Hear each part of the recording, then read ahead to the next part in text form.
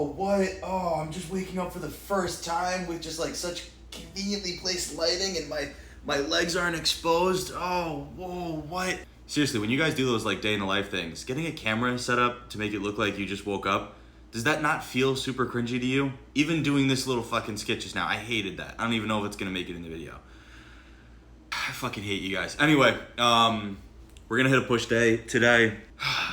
I've been doing client work all morning, but it's time to worry about my own body. I think I'm gonna do a lot more yapping in this video personally, just cause I fucking feel like it. I don't know. I want to make you guys just a little bit less stupid in this video if I can. And so we're going to do some education stuff, but very top level stuff. I want to talk about science because a lot of you are fucking stupid. Maybe not you guys watching this, but you'll go look at other influencer pages or other people who claim to be like evidence-based or science-based or they care about science. But then you hear them say certain things and you instantly know that they have no fucking clue what they're talking about. I'm gonna clue you guys into what those phrases are that when you hear somebody say it, you can instantly just turn off your fucking ears because they have no fucking clue what they're talking about. Okay, let's go get ready. Let's go get ready, you guys. Oh, I fucking hate it here. All right. You gotta turn first, dude. It's okay. We're all waiting for you. It's okay, Pookie. Go ahead. You have a good day.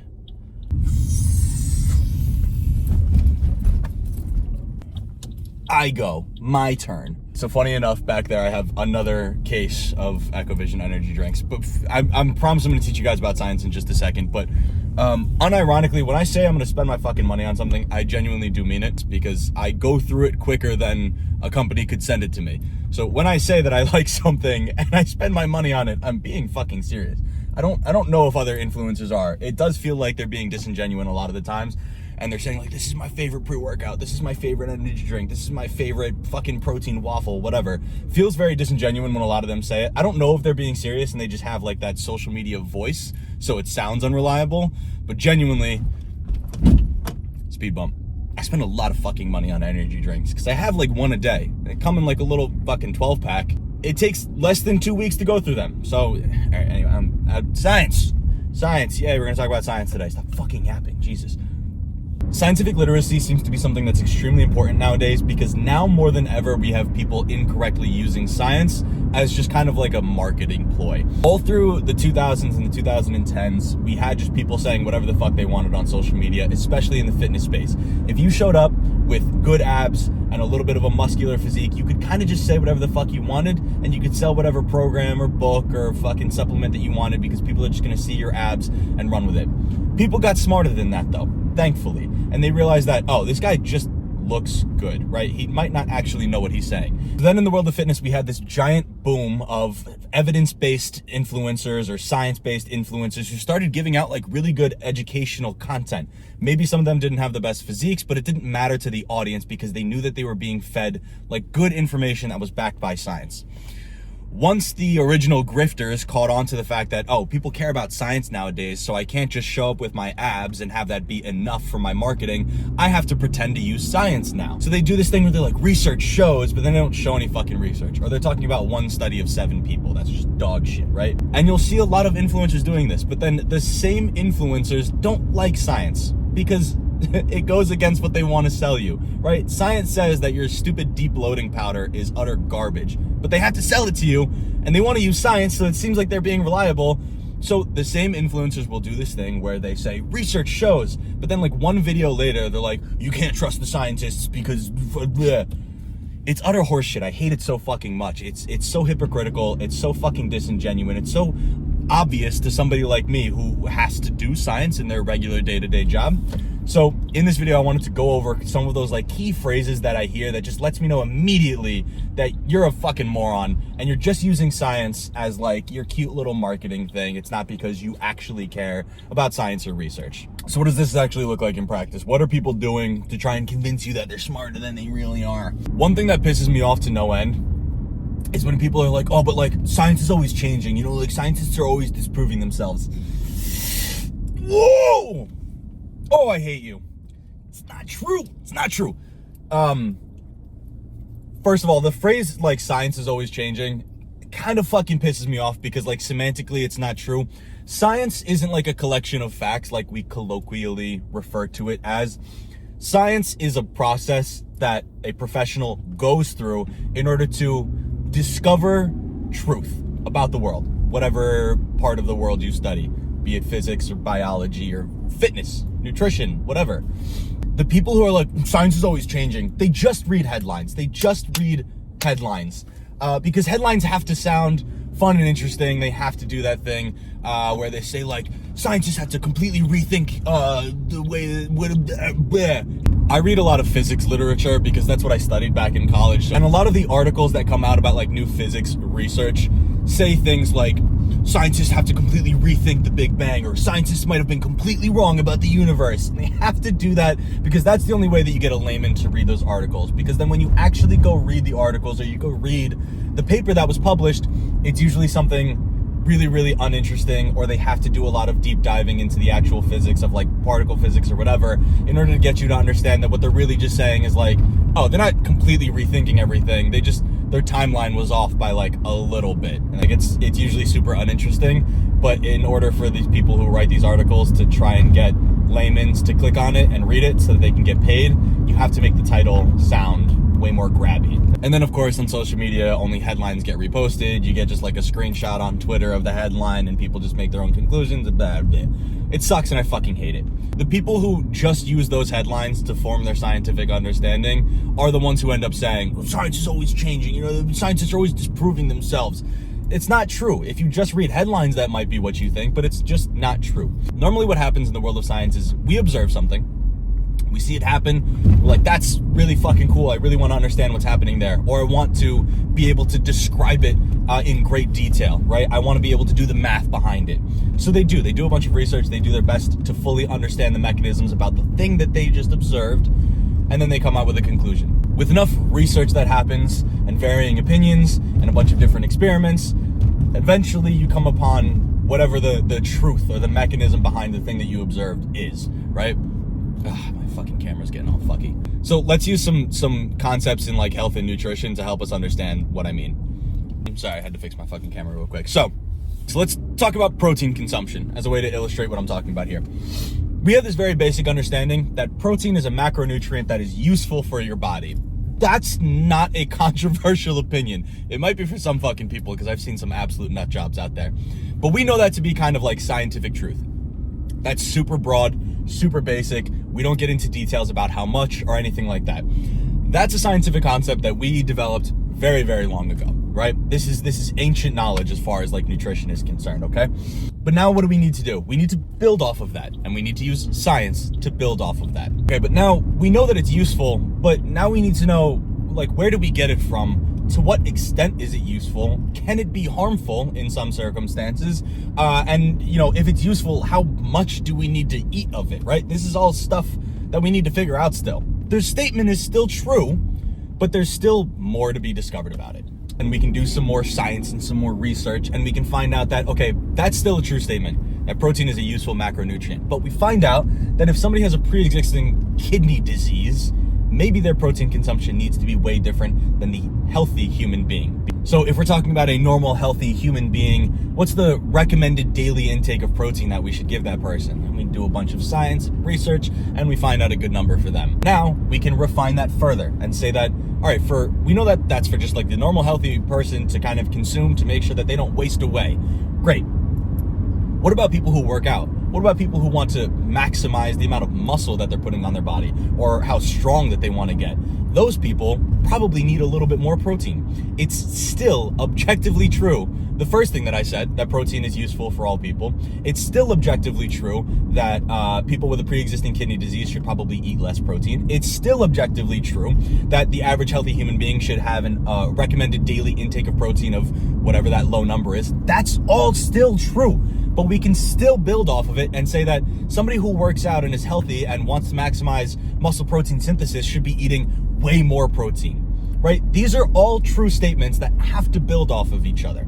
If we were to just look at the headlines that come out when we make each of those discoveries, people would do this whole like, oh, scientists have to completely rethink protein because what? Because we found out that people with kidney diseases need to eat a little bit less. Nothing changed about the statements that were already made in the scientific community. It's just that we refined them because there's a very specific group of people who need more information on protein consumption, right? And then the same thing happened with bodybuilders, right? We found a very specific group of people who need different protein requirements above what we discovered before.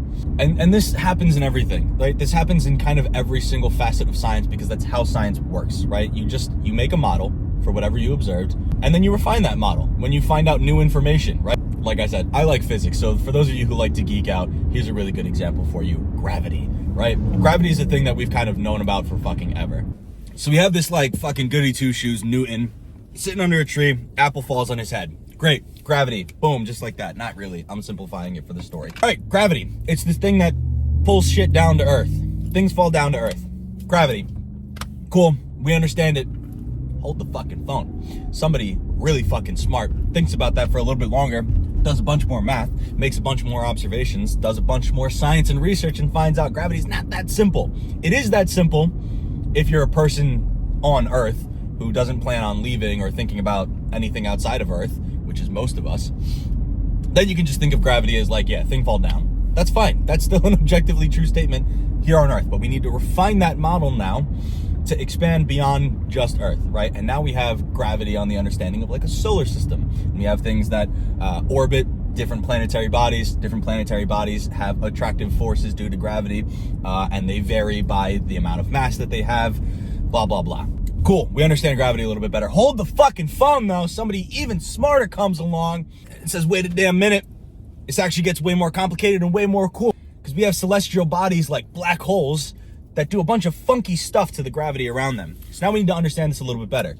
Now we get to this idea of like the fabric of space-time, and we understand that gravity can warp that as a whole. And now we understand that gravity can affect time. Whoa. So we had to refine, right?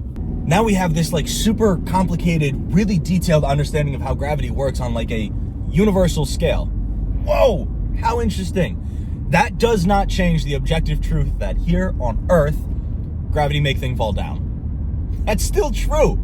Is it an unrefined version of the model? Sure, but it's still true. And that's kind of the way that science works, is it can make observations and statements that are factually correct about something, but it does it in a way so that it can always be expanded upon, so that when you get new information, you can just refine the model. Nothing needs to change from the ground up. We just have a better understanding now, so we refine. Refine, refine, refine. You grow and you build on top of the earlier broad concepts that you developed. Again, coming back to this phrase that people use where they're like, fucking science changes all the time, like scientists are always disproving themselves, is an incorrect statement, and it stems from the fact that people do not want to read the details of new scientific discoveries. They just love the little fucking grabby headline. That's it. That's all that those people are doing. And then they just make their own conclusions from that. And it's really frustrating because obviously misinformation spreads like wildfire on social media. So, okay. So then what happens? You get the dude with the influencer dude with the six-pack and no fucking brains who comes onto social media and he says, you know, science is always changing, scientists are always disproving themselves. And then what is an audience member who doesn't know any better, who's just ignorant to that marketing ploy? What does that audience member now walk away thinking? They think, oh, science is actually like kind of unreliable because it's always changing. So like, yeah, maybe this is how I understand it now, but maybe in 5 years they disprove it. And then everything that I thought has to be just, it's like wrong now. So what do I do now? If I can't trust science, who do I trust? Maybe the guy with the six-pack. That's who I trust. That sounds fucking stupid when I say it like that. But genuinely, that is what happens in the minds of somebody watching that video. This guy, he has the answers because this guy has a six-pack. And I want a six-pack. So if he got a six-pack, he must have the answers, right? Science doesn't have the answers because science is always changing. But I can trust this guy with the six-pack. So I need to buy his book or his program or his supplement, or I need to do the cold baths that he's doing, or I need to sun my balls like he's doing, or I need to eat bull testicles like he's doing, or I need to... The next phrase that really, really bothers me is the people who tell you that like, oh, you can find a piece of research to support any idea that you have. Wrong! A lot of research exists out there because there's a lot of scientists out there who are doing research. So especially for concepts as broad as like, okay, like protein consumption, right? That's something there's a lot of research on. There's a lot to read through there. It's very difficult to do. You're not gonna go read the 2,000 studies that exist out there for protein consumption. You're gonna get fucking nowhere. It's a fucking waste of your time to go read all that research. Genuinely, it is. Luckily, the scientific community thought of that, right? They went, okay, there's a lot of fucking research out there. We need to organize this way better so that we can actually come to like a good conclusion, because I'm not going to read every single one of these fucking articles. I'm just not. So what do? They put together these reviews and meta-analyses, which just means somebody took the time to go read all of the research out there and come to a conclusion based off of it. They read 600 fucking studies on protein consumption, and they went, okay, here's all the research that I have. These couple studies, they're like, okay, but they did it on like 5 people. I can't trust those as much as the studies over here that they did on 500 people. Those are going to be a little bit more reliable in their conclusions. But you know, these studies, they use these kind of outdated methods and these outdated pieces of technology. And you know, I don't find those super reliable either. And these studies, the methods that they used and the technology that they used is very advanced. They thought about every single detail. I really like how they set up this study. And they can review all of that research and then weight them a little bit differently, right? Like these really shitty studies, I will take them into account. However, I understand that they're not the best studies. These are really, really good studies, so I'll weight them a little bit higher. And they can review all of that research and then come to a conclusion based off of it, right? They can say, okay, of the 600 studies that I reviewed, 500 of them are really, really good studies. And of those 500, 480 of them came to the same conclusion. That conclusion is probably a really, really safe conclusion to abide by. These reviews of this research, you can read. You can go to any, you know, PubMed or whatever and look up reviews or meta-analyses for whatever type of literature you're looking into.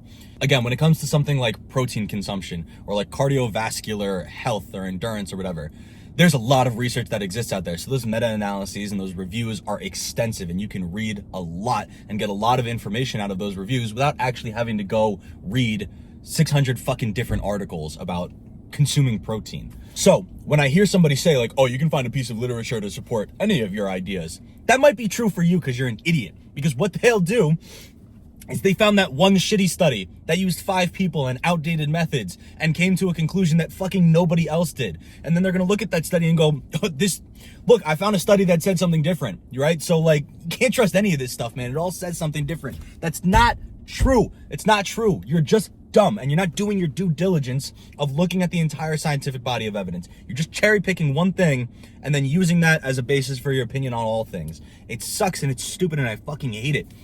But it does the same thing. It effectively does the same thing where I can now make a video and I can say like, you can find research to support any of your ideas. Look, this article says that, and this article says a different thing, and this article says a completely different thing. So, you know, you, the viewer, you can't trust this scientific research crap because it all says different things. What you need to do is trust me because I have a fucking 6-pack. It does the same. You work so fucking well for the general public because the general public doesn't know what they don't know. If I just show you 3 studies that conclude 3 different things, the general public isn't going to go, oh, but like, what were the methods behind those studies? What was the sample size for those studies? How outdated are those studies? How many more studies have similar conclusions? How many more studies have different conclusions? The general public doesn't think that way. And that's not against them. It's just not the way that a normal person thinks about scientific literature. Duh. Right? But somebody who is disingenuous enough and wants to just put out a video to sell you something can absolutely do that and put that thought in your head that this scientific research is super unreliable. So you need to just listen to me. Don't go listen to science. Just listen to me. Buy whatever the fuck I'm selling you. It is really, really obnoxious because I see it everywhere and it works so well. Oh, okay. We're gonna go work out now. I've got a push day. We'll see if I record all of my sets. I usually don't, but if I do, I will post the full workout. And when we're done with that push day, I will keep ranting about how much I hate stupid people. Moving on to the workout here, we're gonna do a voiceover instead because holy fuck, am I not going to talk to my phone in the middle of a crowded gym. It's just not happening. This exercise here is a cuffed cable lateral raise because even though my chest is a weak point, so you would want to hit some chest exercises first, that lateral delt of mine is also a pretty significant weak point, so it's nice to train it first and get it out of the way before anything else. A lot of you might be wondering why I'm choosing these funky little movements where I've got cuffs instead of just using the handles or doing a dumbbell raise instead. Using a very stable movement like this where I can minimize momentum means that I get more stimulus to the target muscle the closer that I get to failure. And as a bodybuilder who wants to grow as much muscle as possible, obviously training to failure is going to be the most important thing that I can do. Of course, in immediately contradicting myself, the second exercise of today is just a standard flat dumbbell press. A lot of science-based lifters like myself can get very caught up in all these externally stabilized movements that are like perfect for the target muscle, but at the end of the day, even very basic movements like a standard dumbbell chest press are going to be sufficient for growing muscle. For me, especially with some shoulder mobility issues, choosing a movement like this that allows my shoulder to move with a little bit more freedom can be more beneficial long term. The only thing that sucks is that my gym does not have dumbbells that go above 100 pounds, so we have to improvise. Moving on to the third exercise here, and we do have a more stable machine chest press. So now we're moving back to a more externally stabilized movement for the chest. Again, it just makes it way easier for me to push close to failure, and when I get to failure, I know that it is the chest that is failing, not any other ancillary muscle group. Another benefit of working with this level of these exercises are only going to have 1 to 2 top working sets. A lot of people like to jack up the amount of sets that they do in a workout, and a lot of the times that's just jump volume. You don't need 4 fucking sets of a particular exercise a lot of the time. You'll find that if you train with true intensity and you go to failure on all of your top sets, that you wouldn't even be able to do 4 top sets of a chest press to failure. Quick warm-up set for the dips are done, and moving on to a weighted set. Again, this is going to be as close to failure as possible. Notice the slight torso lean forward in order to get more chest out of this movement rather than tricep. Yes, this is a push workout, and obviously there's going to be a little bit of tricep in this movement, but I'm attempting to minimize it because where I want most of the stimulus on that dip is going to be on the chest. Moving on to the next movement here, we have just a standard chest fly machine. Notice the slight bend in the elbow just to take a little bit of tension off of that arm, and it's basically turning what is a fly into like a half press, half fly situation. Reasoning for this is because it puts my joints in a slightly healthier position, a little bit more advantageous, so that I can load up the movement a lot more and get a much better stimulus out of it. That just about wraps up all the movements for chest, but on this day, I also have a fair bit of bicep work to do as well. First exercise here is going to be just a standard single arm preacher curl. A lot of my arm movements are going to be single arm. This is just because I have a pretty major imbalance. Most humans are asymmetrical, so if you're looking at yourself right now, you probably have one arm that's bigger than the other, you probably have a calf bigger than the other, or maybe a whole leg bigger than the other. If you find that this is the case, I would try ditching a lot of your double arm movements, a lot of your unilateral movements, and move to something single arm instead. Last but not least, moving on to a behind the back cable curl. Again, whole lot of external stability in this movement, having the pad against my back. I don't know what it is about this movement that makes it feel so fucking good, but it is by far one of my favorite bicep curl variations. With the preacher curl variation, we get a little bit more bias towards the short head of the bicep, and with this variation, you're getting a little bit more bias towards the lengthened head of the bicep. And that is all for today. I forgot to record some sets of some forearm wrist curls, but that was really it. Short and simple and extremely effective. Again, when you train extremely fucking intense like I do, you don't need a whole lot of exercises with a fuck ton of sets. So now, let's look at me being naked. I'm not gonna voice over this part because I don't know if that makes it weird or not. Actually, you know what? Fuck it. You guys can listen to me while looking at me. There's nothing wrong with that. We're calling this little series Realistic Bodybuilding, right? So why don't we judge myself like a bodybuilder would? I put out videos from time to time asking people what they think I need to work on as a bodybuilder, and I find it very interesting because most of the time they're wrong. Now, obviously, that's just because those people aren't bodybuilders or bodybuilding judges. It can be really hard to judge a physique without any bias and by the criteria of what judges in bodybuilding are looking for. For example, a lot of people tell me that I need bigger arms, and I would love bigger arms. That would be fucking fantastic. I think that I would look better that way. However, in a bodybuilding world, I don't actually really need significantly bigger arms, at least relative to the rest of my body. That's because my whole body needs to get a lot bigger. So right now, the thing that my physique lacks the most is density from front to back on my upper body. What I mean by that is that my upper back just does not have a whole lot of thickness to it, and neither does my chest. My lateral delt, or matching my hamstring to my quads, is also a small weak point. However, the big ones are going to be chest and back for me. Oh, I fucking hate talking to myself in the car. Workout's done. Solid day. I've had better. I've had way worse though, so I'm gonna take it as it is. On the way to get groceries now, because it's meal prep day. Who cares? What was I talking about? Science. Oh, I was complaining about people that I don't like. Great. So here's a third thing that is gonna be super duper important for you guys to understand but you have to fully understand this concept. You can't tap out halfway through, okay? Please. There's this idea that people will use when they say that like scientific research doesn't apply to them. There's truth to that one. There is truth to that talking point. When we're looking at research as a whole and we're using things like randomized controlled trials to base our opinions off of in practice, that the problem with that is we're using averages of people. We're using what all these randomized controlled trials and reviews and meta-analyses told us like the average outcome was. So when it comes to something like protein, it might be very possible that some people out there could eat a little bit less protein and see very similar, if not identical, results. There's a lot of people out there who might be able to eat even more protein than what we understand and to see even better results from eating a little bit more protein. So first things first, if you're trying to decide how much protein you should eat in a day, maybe it's better to err on the side of caution and eat a little bit more rather than a little bit less, because you might be one of those people who benefits from eating some more protein.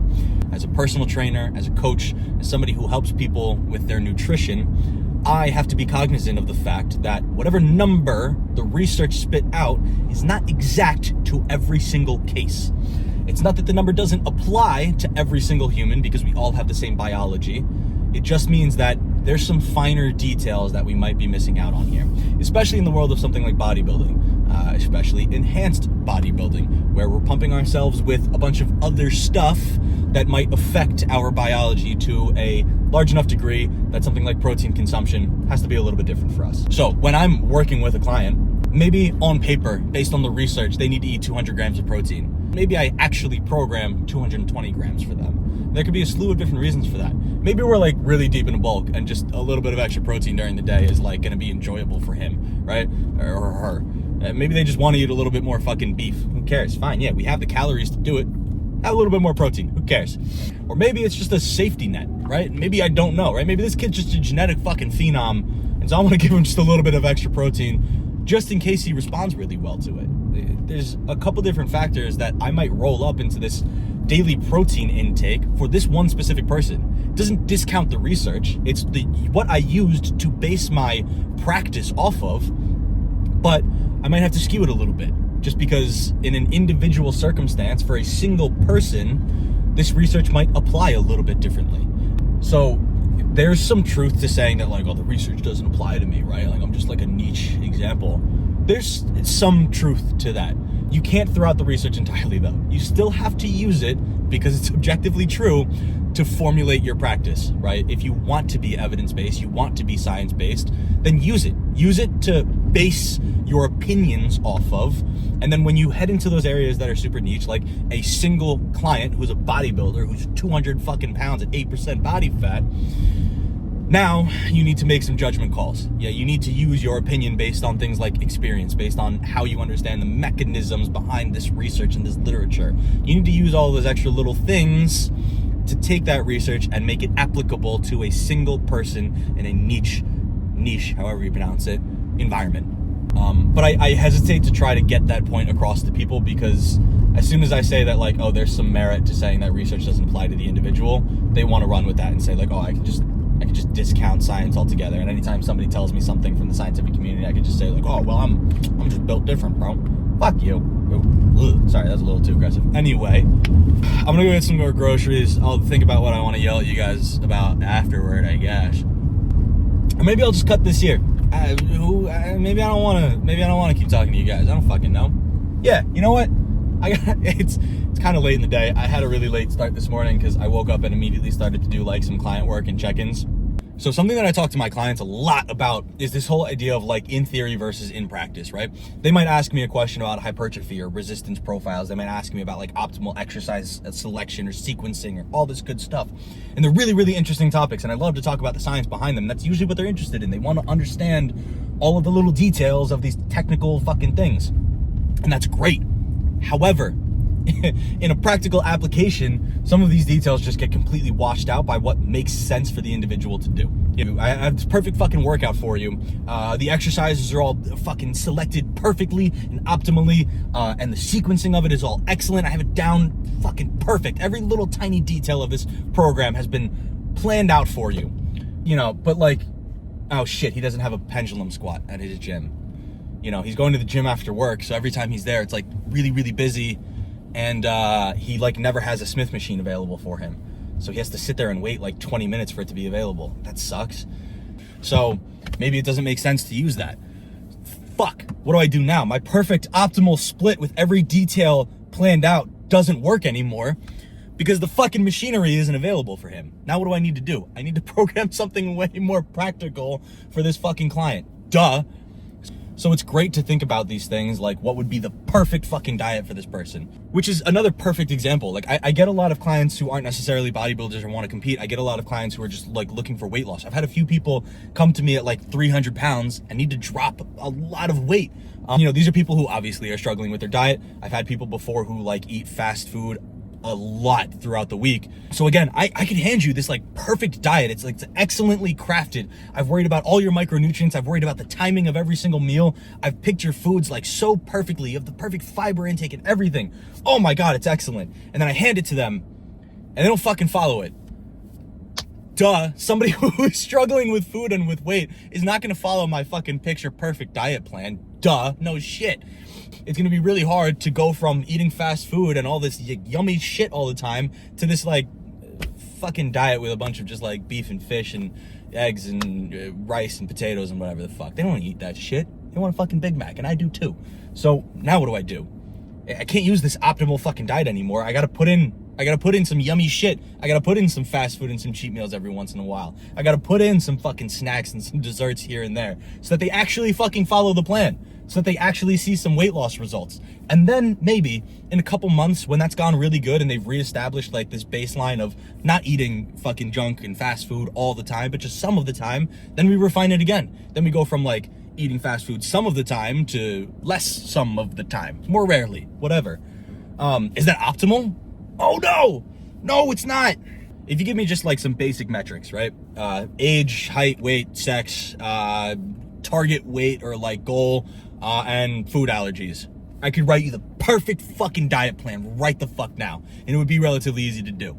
And a lot of people do that. And then they try to sell it online and then they never fucking work out, right? And so they just get a bunch of people to buy their stupid fucking diet program and nobody uses it. I could do that right now. I could write a fucking excellent diet plan and then hand that off to you.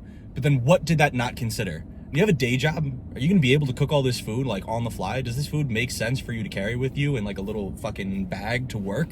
How are we gonna time those meals? What if I gave you like 6 fucking meals? Do you have the time to sit down 6 fucking times during the day and eat? You know, what if you have digestion issues? What if I kept your calories so fucking high, or I selected foods that were so low calorie dense that like you can't actually get the fucking food down? Or what if the specific foods that I chose for you give you GI issues? Or what if the specific foods that I chose for you are just really fucking expensive in your area or inaccessible? What if the foods that I gave you, you just fucking don't like eating? You know, you're again, adherence. You're not gonna fucking stick to it. One of the most important things for like creating a program for an individual, for a client, is adherence. Nothing else matters if you don't fucking adhere to the program. It doesn't matter how fucking optimal it was. It doesn't matter how fucking perfect the program that I crafted for you was if you don't fucking adhere to it. Obviously, some of that is going to be on the client, but a lot of it is on me as a coach to actually give you something that I think you can follow, and then we'll refine it later. Is it going to be the perfect, most optimal, excellent health plan for you that's ever been fucking created right off the bat? No. But in a couple months, we could end up there once we've focused on some more basic stuff and gotten the easy stuff out of the way. Reason I get so pissed about this stuff is because it's exactly what influencers do, right? They create these like cookie cutter workout or diet programs that don't consider any of those things because they're very individual characteristics, right? Like what job you have or what foods you like or don't like or GI issue related foods or any of that shit isn't gonna show up on a cookie cutter plan because I don't know what your issues are. I have to actually work with you and talk to you face to face to figure out what those things are. Sure, I could say, oh, if this is your body weight, multiply it by this number and that's how many fucking grams of protein you should eat. Here's your diet program. Thanks for the $200 fucking dollars. If I'm an influencer and I've got 1 million followers and I start selling this like cookie cutter fucking program, right? Of my 1 million followers, 10,000 people buy it. I just made a lot of money. Woo! Cha-fucking ching. Out of the 10,000 people that just bought that program, like I said, a lot of people are gonna fail because the program sucks. But in the specific circumstances, just based on probability, where the program worked for 100 people, What are those 100 people gonna do? Shoot me a text, shoot me an email, submit a little fucking review that says, oh, I lost 50 pounds on this program. Oh, I look fucking jacked on this program. Oh, I worked so fucking well for this program. It's awesome. And then what do I, the influencer, get to do? I get to use those as marketing, right? I get to say, look at all these fucking people that were like so successful on my program. That means like you all should buy it too. If 10 fucking people were successful on a program that I sold to 100,000 people, that program is dog shit. Program's dog shit. Nobody's gonna fucking show all the times that the program failed. Nobody's gonna show that I sold this to 100,000 people, but only 10 people had good things to say. Nobody's gonna fucking show that. They're just gonna show the 10 good cases. Whatever. I'm done fucking yapping. I'm gonna get angry. I need to get food. I have been slow moving today. Oh, all right. Don't be stupid. Read a book. Go follow me on other platforms, because I've posted here twice in the span of, I think, 2 months. I post a little bit more regularly on TikTok. Every once in a while, I just be taking a week off though. And same with Instagram. I post there as much as I can, but I'd be taking months off from time to time.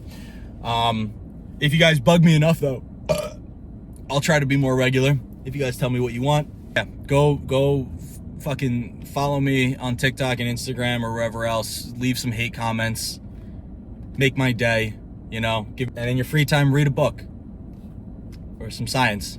Stop being stupid. Please stop being stupid. Okay, have a good day.